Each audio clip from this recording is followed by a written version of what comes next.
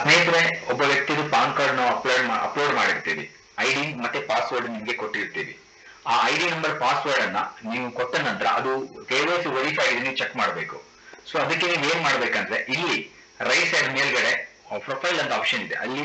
ಅಲ್ಲಿ ಒಂದು ಫೋಟೋ ತರ ಆಪ್ಷನ್ ಇದೆ. ಅಲ್ಲಿ ಕ್ಲಿಕ್ ಮಾಡುವಾಗ ಅಲ್ಲಿ ಮೈ ಪ್ರೊಫೈಲ್ ಅಂತ ಆಪ್ಷನ್ ಬರುತ್ತೆ. ಮೈ ಆಪ್ಷನ್ ಅಲ್ಲಿ ನಿಮ್ಗೆ personal detail, address, bank detail ಎಲ್ಲ ಕಾಣ್ತಾ ಇರುತ್ತೆ. ಇಲ್ಲಿ KYC ಡಾಕ್ಯುಮೆಂಟ್ ಅಂತಿದೆ, ಇದನ್ನ ಕ್ಲಿಕ್ ಮಾಡ್ಕೋಬೇಕು. ಕ್ಲಿಕ್ ಮಾಡಿದವಾಗ ನೀವು ಇಲ್ಲಿ ನೋಡ್ಬೇಕು Aadhaar, PAN, address proof, bank proof ಅಂತ ಇರುತ್ತೆ. ಇದು ಮೂರು ನೀವು ಚೆಕ್ ಮಾಡ್ಕೊಳ್ಳಿ. ಇಲ್ಲಿ ಚೆಕ್ ಮಾಡಿದಾಗ ಅಪ್ರೂವ್ಡ್ ಅಂತ ಬಂದಿದೆ ನೋಡಿ, ಇದೆಲ್ಲ ಅಪ್ರೂವ್ಡ್ ಆಗಿದೆ. ಇದು ಅಪ್ರೂವ್ಡ್ ಆಗಿದೆ. ಇಲ್ಲಿ ಅಪ್ರೂವ್ಡ್ ಆಗಿಲ್ಲ ಅಂದ್ರೆ ಇಲ್ಲಿ ರಿಜೆಕ್ಟೆಡ್ ಹಂಗಿರುತ್ತೆ. ರೀಅಪ್ಲೈ ಮಾಡಕ್ಕೆ ಆಪ್ಷನ್ ಕೊಟ್ಟಿರ್ತಾರೆ. ಅವಾಗ ನೀವೇನ್ ಮಾಡ್ಬೋದು, ರೀಅಪ್ಲೈ ಮತ್ತೆ ಇದನ್ನ ಮಾಡ್ಕೋಬಹುದು. ಇಲ್ಲಿ ಮಾಡ್ಕೋಬಹುದು. ಅವಾಗ ಏನಾಗುತ್ತೆ, ಆಟೋಮೆಟಿಕ್ಲಿ ಅದು ವೆರಿಫೈ ಆಗುತ್ತೆ. ಮತ್ತೆ 24 ಗಂಟೆಯಲ್ಲಿ ನೀವು ಚೆಕ್ ಮಾಡಬಹುದು.